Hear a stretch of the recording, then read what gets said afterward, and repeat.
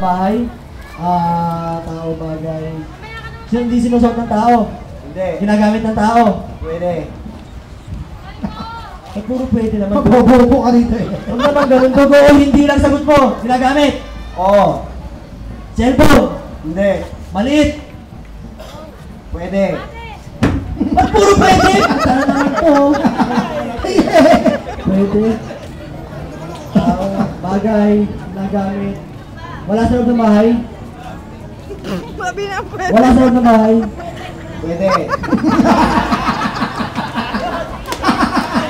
Ang galing na katabi ko! 1 minute! 1 minute! Kaya nga hindi sumasagot eh. Hanggang sasalita. Bagay.